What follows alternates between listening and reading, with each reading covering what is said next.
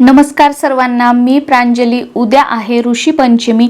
वर्षातून एकदाच येणारे हे व्रत प्रत्येक महिलांनी, ज्यांना रजोधर्म म्हणजे मासिक पाळी येते, तर अशा प्रत्येक महिलांनी हे व्रत करावं असं म्हटलं जातं। बघा, आपल्या ज्या आजी पणजी किंवा आजही जेव्हा आपण लहान होतो, आपल्या आईला पिरियड्स वगैरे होते, तर तेव्हा त्या खूप पालन करायच्या आणि त्यांच्या एवढं गोष्टी पाळणं, ते नियम पाळणं आजकाल आपल्याला शक्य होत नाही।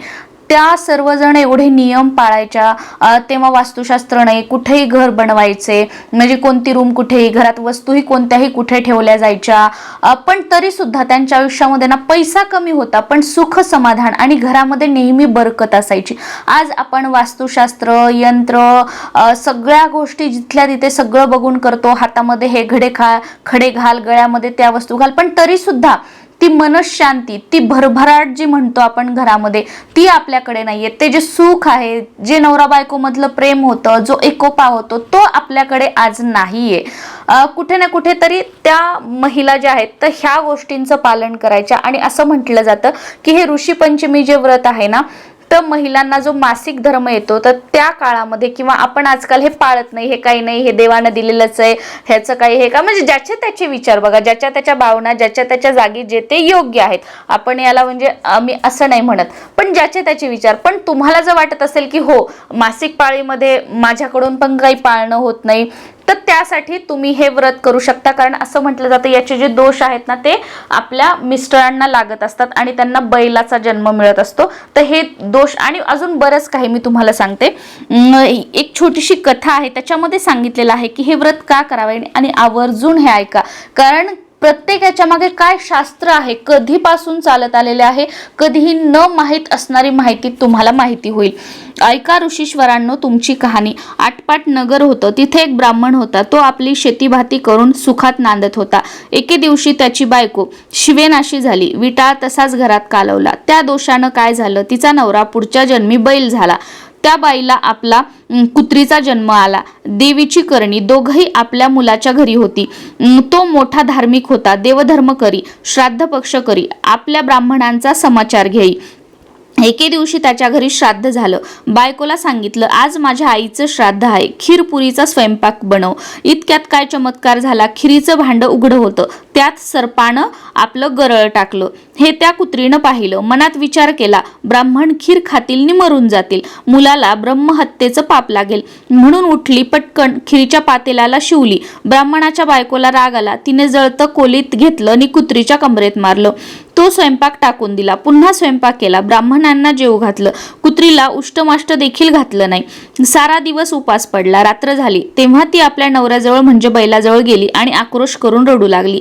बैलाला तिनं कारण विचारलं, तशी म्हणाली, मी उपाशी आहे, आज मला अन्न नाही, पाणी नाही, खिरीच्या पातेल्यात सर्पानं गरळ टाकलं, ते माझ्या दृष्टीस पडलं, ब्राह्मण मरतील म्हणून मी पातेल्यात जाऊन शिवले।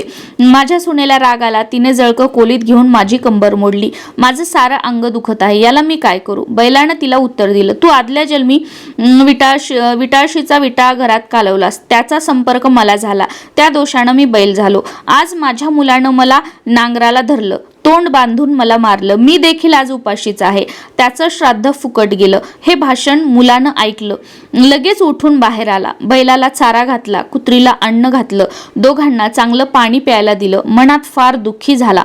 दुसऱ्या दिवशी सकाळी उठला, घोर अरण्यात गेला, तिथं ऋषींचा मेळा पाहिला, त्यांना साष्टांग नमस्कार करून म्हणाला, ऋषींनी त्याला प्रश्न केला, तू असा चिंताक्रांत का आहेस। मुलानं सांगितलं, माझ्या बापाला बैलाचा जन्म आला आहे आणि आईला कुत्रीचा जन्म आला आहे, त्यांना मोक्ष कसा मिळेल, ह्या चिंतेत मी पडलो आहे, कृपया मला उपाय सांगा। तेव्हा त्याला ऋषींनी सांगितलं, तू ऋषी पंचमीचं व्रत कर। हे व्रत कसं करावं, भाद्रपदाचा महिना येतो, चांदण्या पंखातली पंचमी येते, त्या दिवशी काय करावं, ऐन दुपारच्या वेळी नदीवर जावं, आघाड्याची प्रार्थना करावी, त्याच्या काष्ठानं दंत धावण करावं, आवळ काठी कुटून घ्यावी, तीळ वाटून घ्यावे, ते तेल केसाला लावावं, मग आंघोळ करावी, धुतलेली वस्त्र नेसावी, चांगल्या ठिकाणी जावं, अरुंधतीसह सप्त ऋषींची पूजा करावी, असं 7 वर्ष करावं, शेवटी उद्यापन करावं। ह्या व्रतानं काय होतं, रजस्वला दोष नाहीसा होतो, पापापासून मुक्तता होते, नाना तीर्थांच्या स्नानाचं पुण्य लागतं, नाना प्रकारच्या दानाचं पुण्य लागतं, मनी इच्छिलं कार्य होतं, मुलांना ते व्रत केल्यास त्याचं पुण्य आईबापांना दिलं जातं। त्या पुण्यानं काय झालं, रजोदोष नाहीसा झाला, आकाशातून विमान उतरलं, बैल होता तो सुंदर पुरुष झाला, कुत्री होती ती सुंदर स्त्री झाली, दोघं विमानात बसून स्वर्गास गेली, मुलाचा हेतू पूर्ण झाला, तसा तुमचा आमचा हो, ही 60 उत्तराची कहाणी, 5 उत्तरी सुफळ संपूर्ण. या पद्धतीने ऋषी पंचमीची जी कथा आहे, कहाणी आहे, ती सांगितली जाते. आता हे जे व्रत आहे ना, ते करणं अतिशय सोपं आहे आणि याची पूजा सुद्धा खूप सोपी आहे. पूजा करण्यासाठी काय करायचं आहे, एखादा चौरंग किंवा पाट ठेवायचा, सभोवताली रांगोळी काढायची, सुरुवातीला दिवा लावायचा आहे आणि इथे तुम्हाला जसं दिसतंय तसं बघा, तुम्हाला एकावर एक 2 या पद्धतीने 7 पानं ठेवायची आहेत. एकावर एक 2 पानं, एकावर एक 2 पानं, एकावर एक 2 पानं, असं 7 पानं, म्हणजे 7 दोन्ही 14, 2-2 ठेवायची आहेत. आणि या 7 पानांवर थोडे थोडे तांदूळ ठेवायचे आहेत आणि त्या प्रत्येकावर एक एक सुपारी ठेवायची आहे. ही सुपारी म्हणजे सप्त ऋषी. आता तुमच्याकडे नागवेलीचे पानं नसतील तर तुम्ही आंब्याचे पानं पण घेऊ शकता आणि आंब्याचे पानं नसतील तर अशा नुसत्या तांदूळाच्या राशी ठेवायच्या आहेत त्या वस्त्रावर आणि त्याच्यावर एक एक सुपारी ठेवायची आहे सप्तऋषी म्हणून. आणि त्यांच्या मागे थोडेसे गहू ठेवायचे, त्याच्यावर एक सुपारी ठेवायची त्यांची पत्नी म्हणून. आणि समोर आपल्या उजव्या हाताला थोडेसे गहू ठेवायचे, त्याच्यावर एक सुपारी ठेवायची गणपती बाप्पांची सुपारी म्हणून. आणि 2 विड्याचे पानं ठेवू शकता, त्याच्यावर आपण हळकुंड, बदाम, खोबरं, 1 रुपयाचं नाणं जे आपण ठेवतो ना, ते ठेवायचं आहे. सुरुवातीला गणपती बाप्पांची पूजा करायची, त्यानंतर सप्तऋषींची पूजा आणि त्यांच्या पत्नीची पूजा करून घ्यायची आहे. धूप दीप दुधाचा नैवेद्य दाखवायचा आहे. ऋषी पंचमीची कथा ऐकून किंवा कथा वाचून त्यानंतर तुम्हाला आरती करायची आहे. आता या दिवशी ऋषींसाठी उपवास ठेवला जातो. ऋषी मुनींचे अंशतः अनुकरण करण्यासाठी व्रताच्या दिवशी विविध कंदमुळं आणि फळं खाल्ली जातात. बऱ्याच ठिकाणी फक्त दूध सुद्धा घेतलं जातं. शास्त्रानुसार असा संकेत असतो की तुम्ही जे काही खाणार आहात ते तुम्ही स्वतः पिकवलेले असावे, कारण पूर्वी ऋषीमुनी कोणत्याही पशुचे सहाय्य न घेता कंदमुळे फळे पिकवत आणि त्यामुळे त्यांच्या अंगी कमालीचे पावित्र्य असे. त्यांचा देह, मन, बुद्धी, शील, आचरण, विचार इत्यादी सर्वच गोष्टी अत्यंत पवित्र असत. आपल्या या परम पावन पूर्वज ऋषीमुनींचे किमान 1 दिवस तरी स्मरण व अनुकरण केले तरी त्याचा वर्षभर परिणाम टिकून राहतो. त्यामुळे किमान ऋषी पंचमीच्या 1 दिवशी तरी नांगरट न केलेल्या जमिनीतील धान्य, फळे यांचे सेवन करणे हे ऋषी पंचमीच्या व्रताचाराचे प्रमुख अंग मानले गेले आहे. आणि हे ऋषी पंचमीचं व्रत जे आहे ना, ते बऱ्याच ठिकाणी रात्री सोडलं जातं, पण बऱ्याच ठिकाणी सोडलं जात नाही.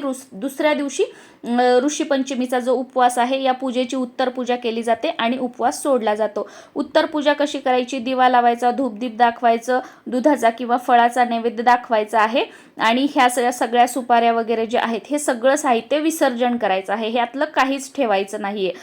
कारण का की ह्या ज्या सुपाऱ्या आहेत ते आपण ऋषी मुनींचं स्वरूप म्हणून वापरल्या आहेत आणि ह्यानंतर आपण गणपतीची स्थापना किंवा दुसऱ्या पूजेसाठी वापरू शकत नाही, कारण ह्या ऋषी मुनींचं स्मरण करून आपण ह्या पूजलेल्या आहेत. आणि तुम्हाला जर हवं असेल तर ह्या सुपाऱ्या तुम्ही असंच ठेवू शकता आणि पुढच्या वर्षी तुम्ही ऋषी पंचमीच्या पूजेसाठी वापरल्या तर चालतील. पण शक्यतो हे जे सगळं आहे ते विसर्जन करायचे. जे तांदूळ, गहू, जे धान्य आहे ते पक्ष्यांना वगैरे आपण टाकू शकतो आणि बाकी हे पानं, हे सुपाऱ्या वगैरे ते सगळं विसर्जित करायचं आहे. तर या पद्धतीने ऋषी पंचमीचं जे व्रत आहे ना ते केलं जातं. आजही माझी आई असेल, आजी, माझ्या सासूबाई, माझी मामी, मावशी किंवा ह्या सगळेजण हे व्रत करतात. मी तरी अजून हे व्रत केलेलं नाहीये, पण माझ्या घरामध्ये सगळेजण करतात आणि बघू, मी सुद्धा म्हणजे पुढे ना हे करण्याचा नक्कीच प्रयत्न करेल. कारण आपण किती जरी म्हटलं ना, एवढं जे आईसारखं, आजीसारखं एवढं हे पिरियड्सचे जे गोष्टी आहेत ना, तसं तर मी बऱ्यापैकी पाळते, पण एवढं पाळणं होत नाही. याचे दोष जे आहेत ना ते कुठे ना कुठेतरी लागतात आणि नक्कीच मी जे हे व्रत आहे ते नक्कीच पुढे करेल. नमस्कार.